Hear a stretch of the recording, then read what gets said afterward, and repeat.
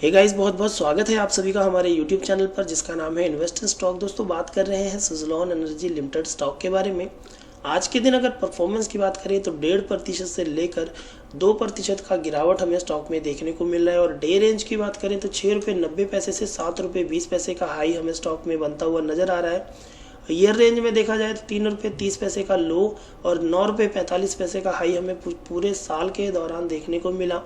Returns की बात करें तो एक दिन में हमें लॉस है, 5 दिन में भी इस स्टॉक ने लॉस ही जनरेट करके दिया है, एक महीने में भी इस स्टॉक ने 5% का लॉस दिया है, 6 मंथ में इस स्टॉक ने केवल 26% का प्रॉफिट बना कर दिया। अगर बात करें केवल 2021 की तो नॉर्मल सा रिटर्न यानी कि 4.48%, एक साल में इस स्टॉक ने 86.67% का रिटर्न दिया।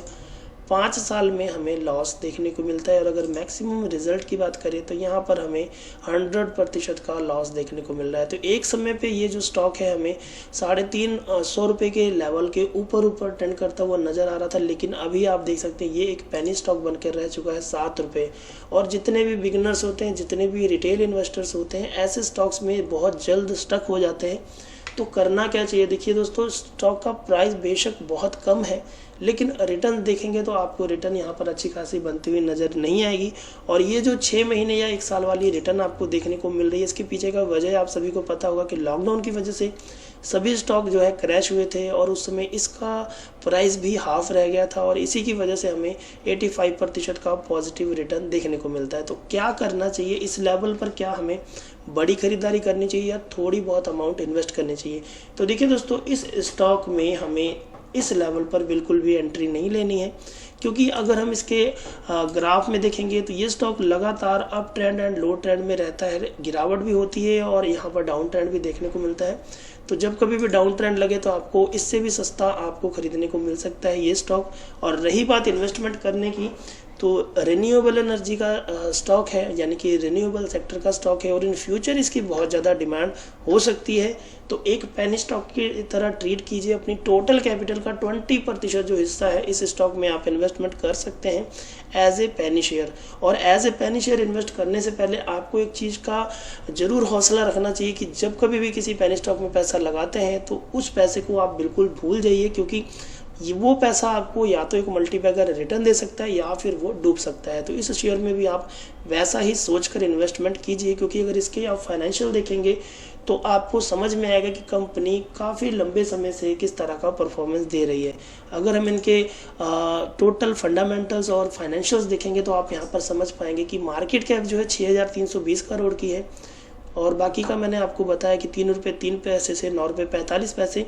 लेकिन अगर आप यहाँ पर इनके क्वार्टरली रिजल्ट देखेंगे तो आपको देखने को मिलेगा कि ये जो स्टॉक है हर क्वार्टर में उभरता हुआ नजर आ रहा है, यानी कि हर एक क्वार्टर में इस स्टॉक ने लॉस ही बनाकर दिया है। लेकिन इस समय एक खास चीज़ हमें देखने को मिल रही है कि दिसंबर 2020 में जो कंपनी का लॉस था 117 करोड़ का, मार्च 2021 में घटकर 57 करोड़ का रह गया, जून 2021 में घटकर 22 करोड़ का और सितंबर 2021 में घटकर केवल 11 करोड़ का रह गया है।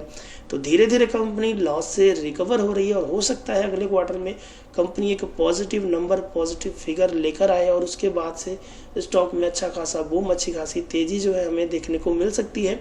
अगर ईयर ऑन ईयर बेसिस पर देखा जाए तो यहाँ पर देखेंगे कि मार्च 2021 में कंपनी ने 104 करोड़ का प्रॉफिट दिया है। तो एक मल्टीबैगर स्टॉक बन सकता है दोस्तों, क्योंकि देखिए छोटा स्टॉक है, हो सकता है इसमें ऑपरेटर अगर एक्टिव होते हैं तो इस स्टॉक को कहाँ से कहाँ लेकर जा सकते हैं। तो ऐसे में इन्वेस्टमेंट बना के रखेंगे तो डेफिनेटली आज नहीं तो आने वाले कुछ समय में आप एक मल्टीबैगर रिटर्न आई होप यहाँ से बना पाएंगे।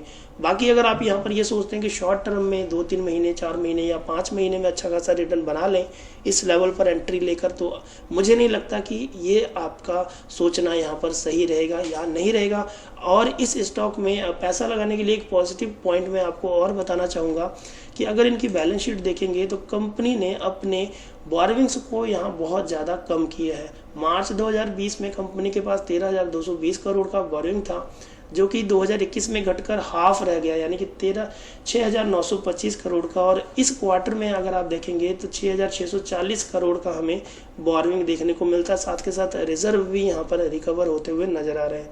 और सबसे खास बात यहाँ पर जो चीज़ आपको समझनी चाहिए, मैं यहाँ पर आपको बाय और सेल करने का सजेशन देने नहीं आया, मैं केवल और केवल आपको फंडामेंटल और इसके फाइनेंशियल बता रहा हूँ। कुछ एक इसमें पॉजिटिव चीज़ें भी आपको देखने को मिलेंगी और कुछ एक चीज़ें आपको यहाँ पर नेगेटिव भी देखने को मिलेंगी। तो दोस्तों, अगर आप लोगों ने इस शेयर में इन्वेस्टमेंट की है तो कमेंट बॉक्स में कमेंट जरूर कीजिएगा कि कितने शेयर कौन कौन से प्राइस पर आपने बाय करके होल्ड किए हुए हैं। तो दोस्तों, जो अगला पॉइंट है वो है यहाँ पर शेयर होल्डिंग पैटर्न।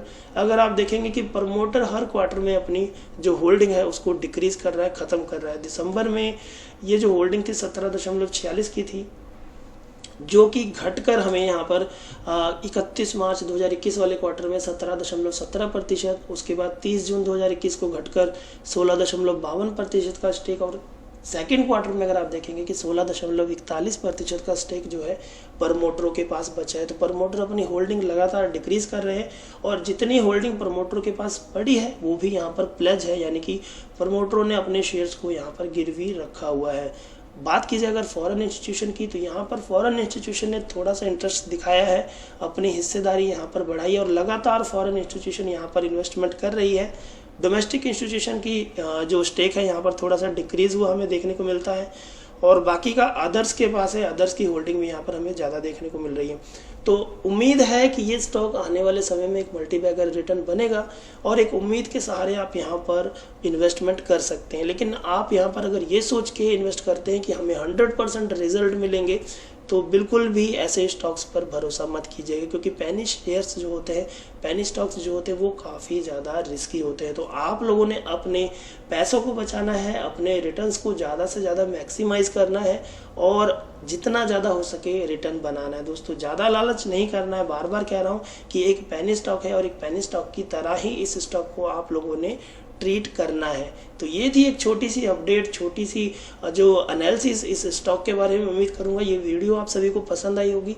वीडियो पसंद आई हो तो लाइक कर दीजिएगा, चैनल को सब्सक्राइब करना बिल्कुल ना भूलिएगा। Thanks for watching.